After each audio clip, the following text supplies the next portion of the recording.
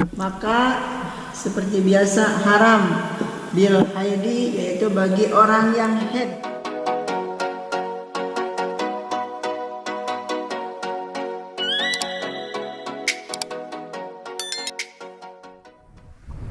Assalamualaikum warahmatullahi wabarakatuh. Berjumpa lagi teman-teman. Kita langsung aja, soalnya pembukaan sudah biasa dari kemarin.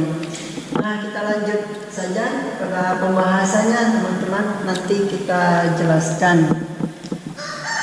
Wa yahrumu, maka seperti biasa haram bil haidi, yaitu bagi orang yang haid.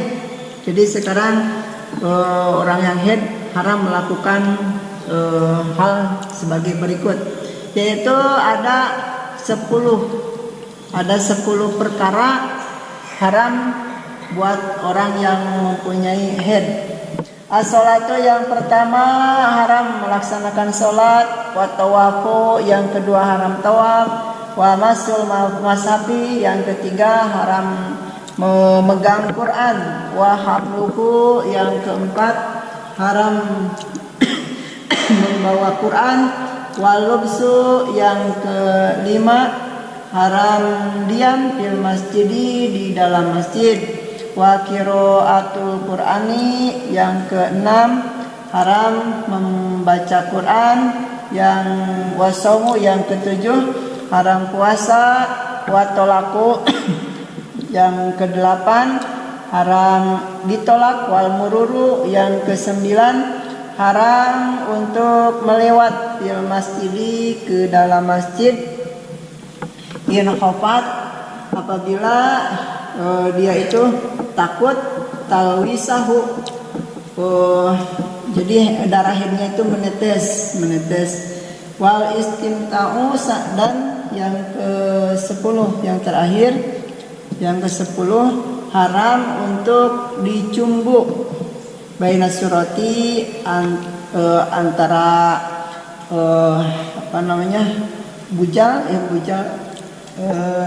udal, ya, antara udal warukbati dan lutut, ya, antar udal dan lutut. Mari kita jelaskan teman-teman. Jadi yang setelah kemarin membahas tentang orang yang junub, jadi ditambah lagi bagaimana kalau dia itu tidak mempunyai wudu. Bagaimana misalnya dia itu mempunyai junub, dan yang sekarang bagaimana orang yang mempunyai haid. Berarti di sini haid khusus untuk perempuan. Jadi bagi kaum laki-laki tidak ada urusan. Oh iya, ini ada urusan juga ya teman-teman. Bagi laki-laki kan harus tahu juga. Nanti punya istri, dia itu kan jadi imam, harus tahu. Nah, di sini bagi perempuan haid. Nah, kalau perempuan haid, maka perempuan tersebut ada 10 menjadi haram kalau dilakukan. Jadi bagi orang yang haid haram melakukan 10 perkara.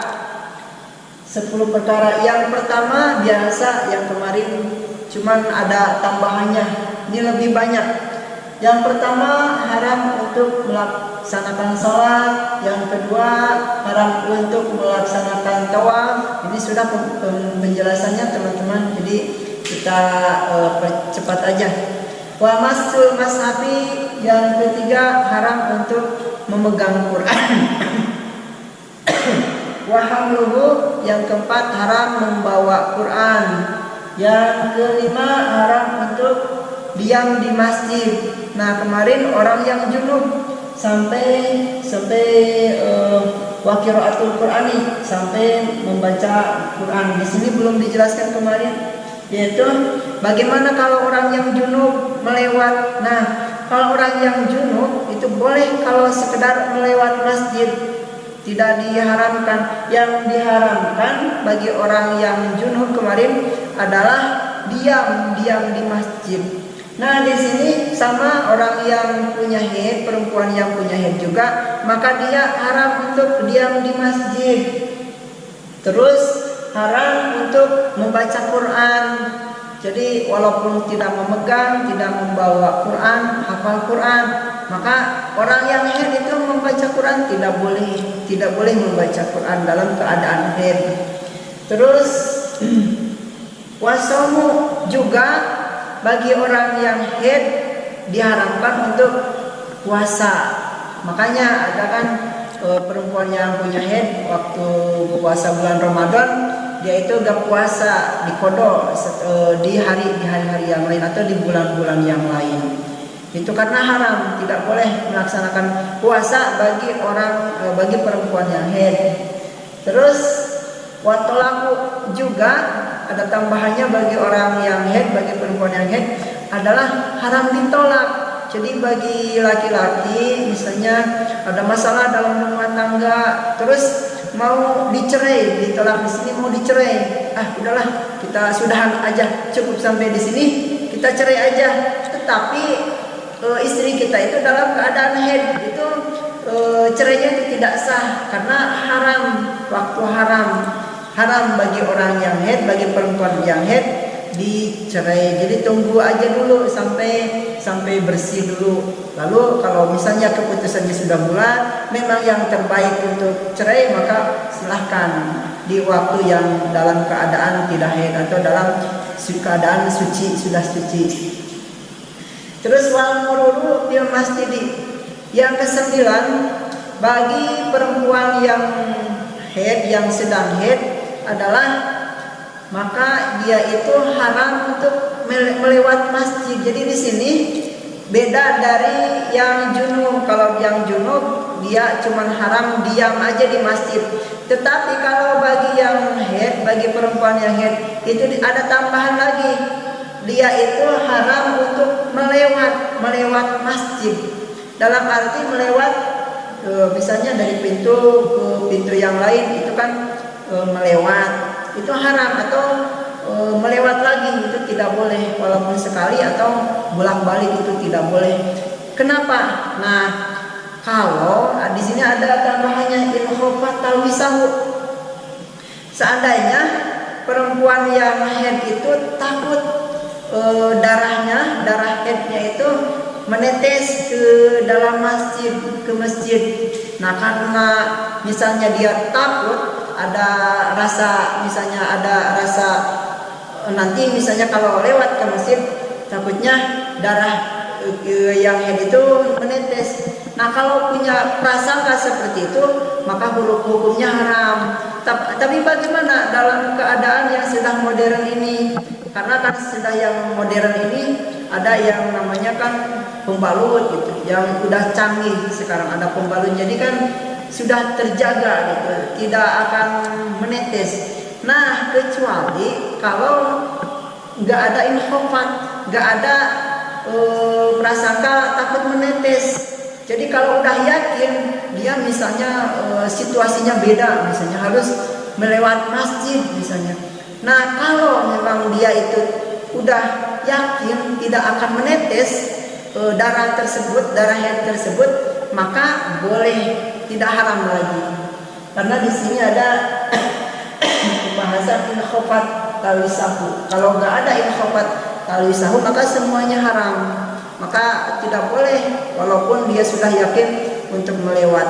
Tetapi karena ada pembahasan inkhofat talwisahu, dalam arti kalau dia sudah yakin darahnya tidak akan menetes ke masjid, maka boleh saja untuk melewat. Tetapi kalau diam tidak boleh, itu tidak boleh. Tetapi kalau untuk melewat aja itu boleh. Wal istimta'u baina surati warupati. Yang terakhir, yang ke-10, bagi perempuan yang dalam keadaan haid itu, ingat kaum Hawa, kaum Adam, kaum laki-laki, ingat ini harus dicatat. Jadi istri kita punya dalam keadaan haid, maka ingat tidak boleh dicumbu. Tidak boleh dicumbu ya. Ini 17 ke atas pembahasannya. Jadi kalau ada istri kita sedang dalam keadaan haid, maka tidak boleh dicumbu oleh kita. Jadi di cumbu itu di sini ada tambahannya bainas surati warupati, antar jadi yang haram untuk dicumbu itu tidak semuanya teman-teman, tetapi antara lutut sampai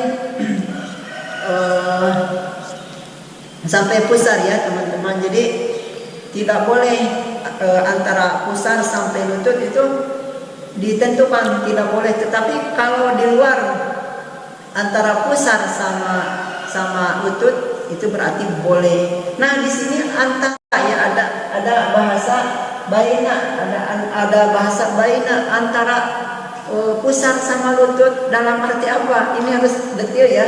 Maaf, dalam arti kalau antara berarti tengah-tengahnya yang tidak boleh. Bukan berarti misalnya ya maaf paha atau di bawah pusar itu boleh aja. Yang di sini dimaksud adalah baina. Yang dimaksud adalah baina. Kalau baina itu antara tengah-tengah. Misalnya maaf ini pusar, ini lutut. Nah yang ini yang tidak boleh ya. Mungkin teman-teman mengerti tentang hal ini. Jadi ingat, ini tidak boleh di apa-apain kalau misalnya istri kita sedang haid, tetapi di luar baina surati warupati berarti boleh. Mudah-mudahan ada manfaatnya dalam video ini bagi kita semua. Amin ya Allah ya rabbal alamin. Wassalamualaikum warahmatullahi wabarakatuh.